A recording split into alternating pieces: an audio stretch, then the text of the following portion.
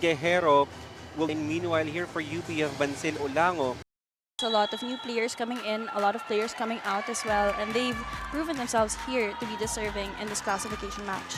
And this set is brought to you by Shakey Super Delivery. Order your favorite thin crust pizza and chicken in Mojus now.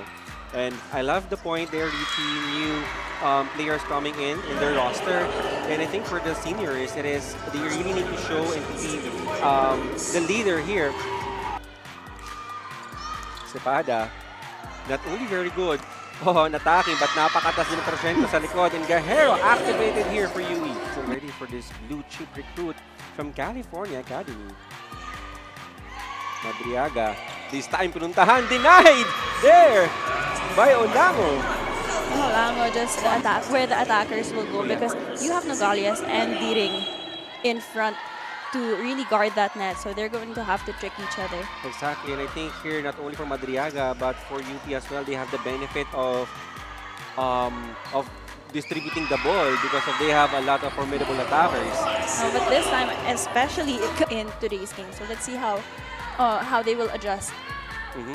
And since right now both squads are actually no pressure because they're only battling for classification, so I think they can execute their matches with their experience, with their proven track record, teaching these girls. And I think that's what I really like about Philippine volleyball. You know, yung mga athletes natin, they're still there, you know, to help and to pave way for the new generations. And it comes with the love for volleyball. Definitely. Cepada from the back. Good big. But Nogales, well, good coverage. But meanwhile, Cepada. Longest rally of the match so far, Jong. Every point really matters here. Dongalio asking for that ball. What a floor coverage there. So much aggression coming from both of our teams in this rally. And right now, ball is still alive and everybody on the edge of their seat. Good coverage from both of our teams, but Olango just does the job for the Fighting Maroons.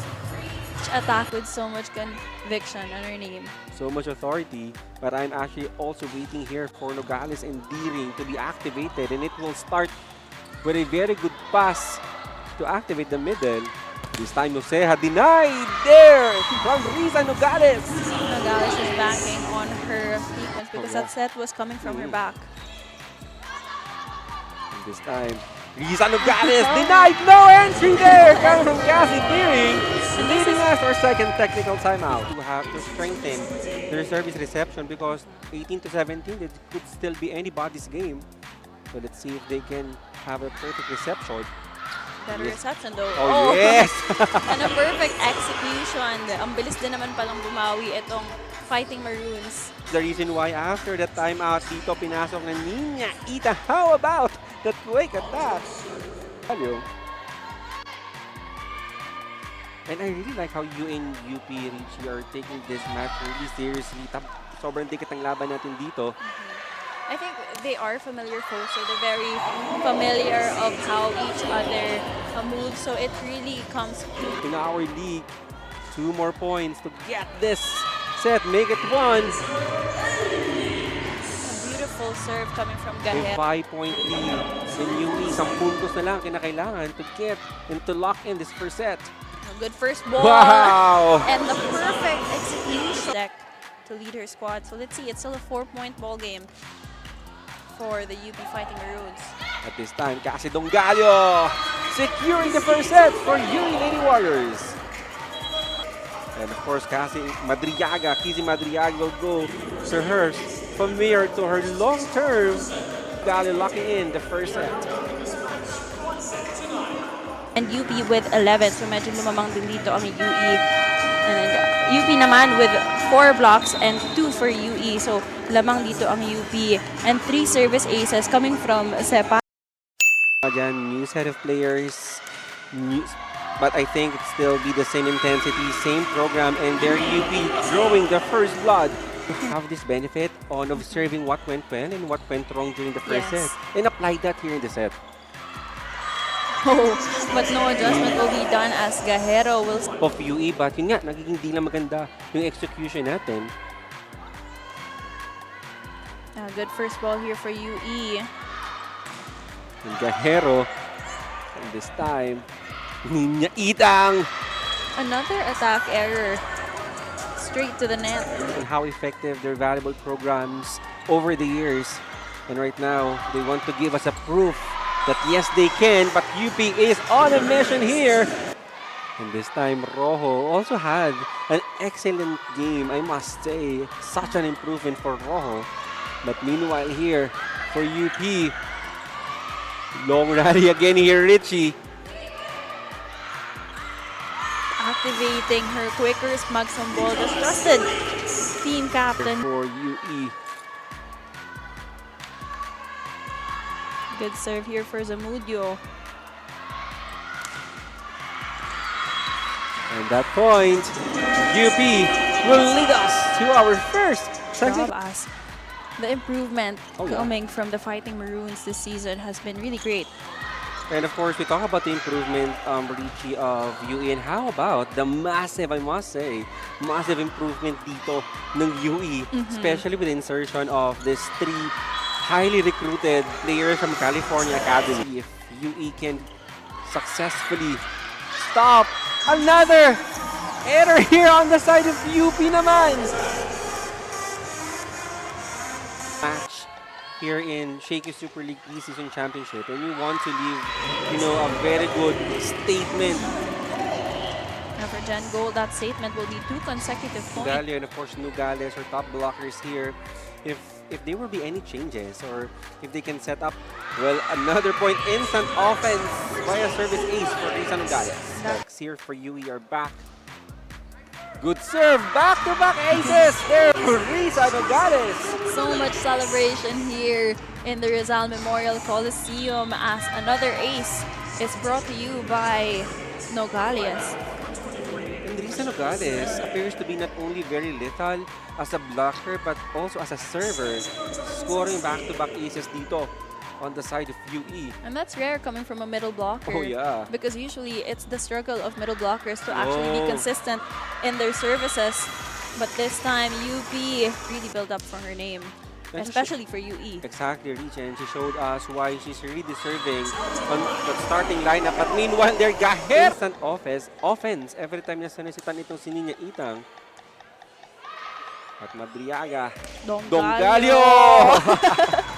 Breaking that wall! Approach, you really know that Dongalio going to hit that ball really hard. Difficult Yeah. situation there for UP. Overpass. But this will be another opportunity. This time, sa UE naman. Let's see what will be the play dito ni Madriaga. Risa Nogales! Nogales just knew where to place that ball. And Dongalio naman.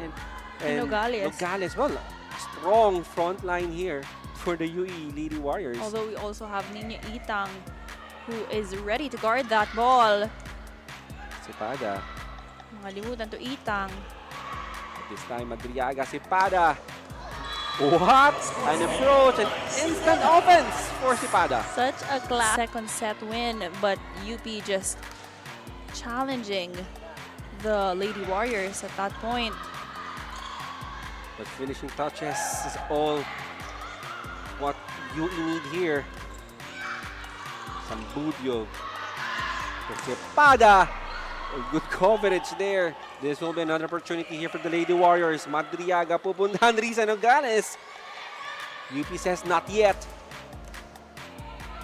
Madriaga now. Dongalio adjusting. Noceja, another free ball and opportunity here for the Lady Warriors. Sipada sa gitna. This time, UP still not giving up. Daring. Finally stop the bleeding. 13, what a time for her to stop the bleeding dito for UP. What a presence also for Daring. Nogales. This time, Noceja. Still. Not yet. Daring now. Madriaga with the flying Sipada one more time. UP taking all of their chances here. And still alive, Daring just finds that perfect. Well, for UP, they need to play perfect volleyball. And for UE, the hardest point of all, the last point. Dongalio finally end the second set.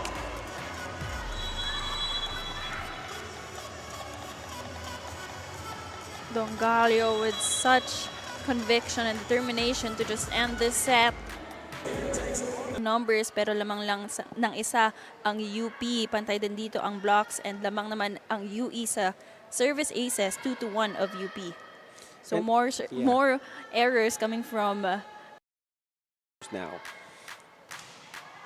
And I think that is the magic here for the Lady Warriors. You really don't know. It's really not easy to predict kung sino yung atake. And that's the reason why mataas yung conversion dito ng atake ng Lady Warriors. I agree because everyone actually participates in gaining the points for their squad, just like Cassie Dongalio in that last Maroons. But it is a challenge, especially for the attackers dito ng UP, because if you cannot outpower your opponent, well, you need to outsmart them, especially the blockers dito ng fighting Maroons.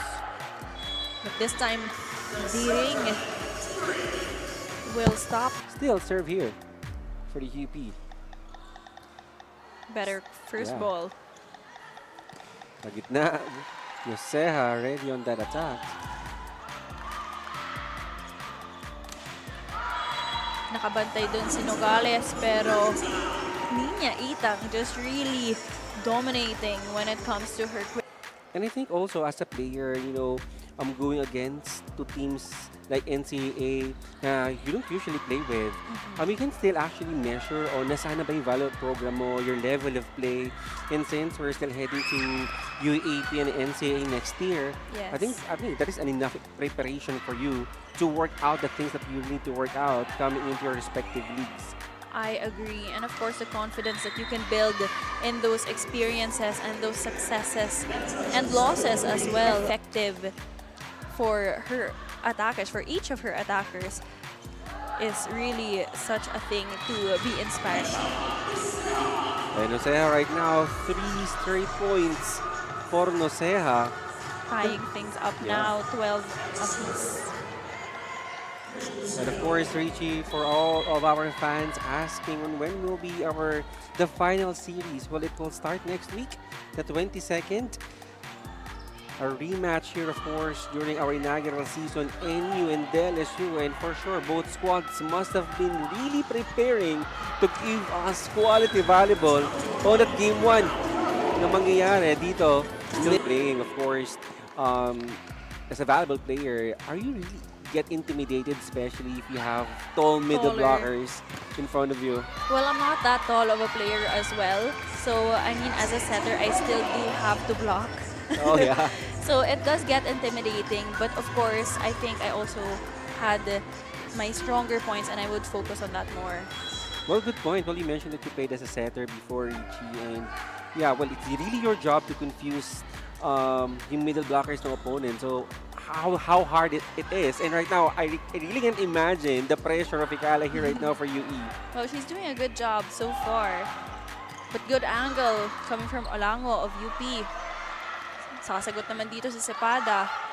But meanwhile, dito, Ooh! wow! Balingit!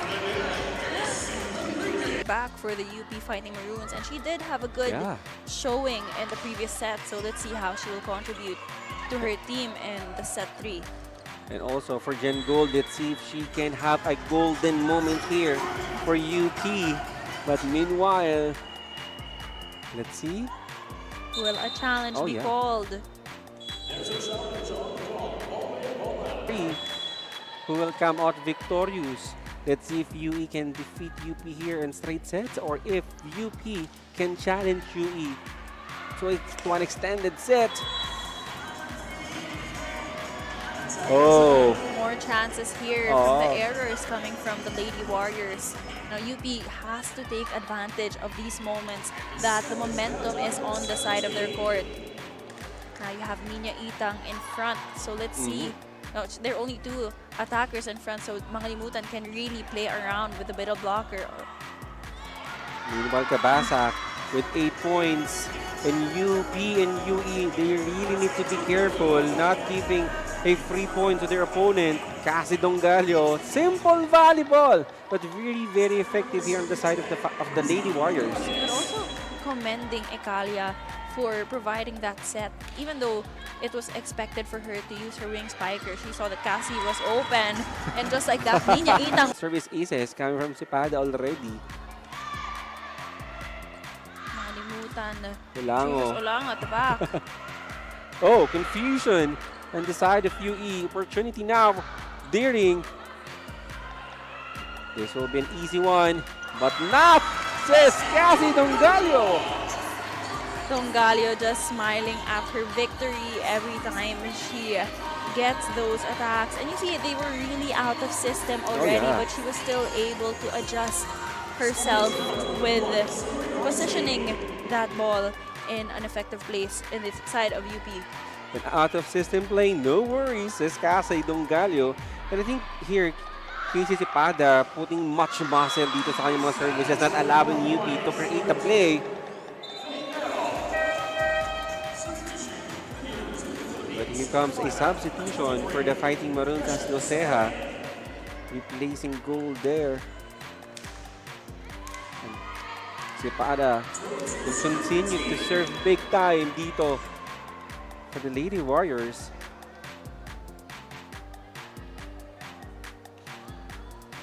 Well, this time a better passing and daring. This time, opportunity there, but an error committed by the Lady Warriors. A very frustrating error.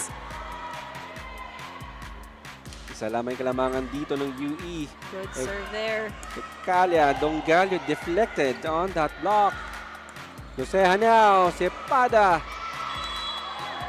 Oh, Double contact violation there from Ekalia. And that was really difficult. Like, as a setter, if you have the efforts that they've done in this third set.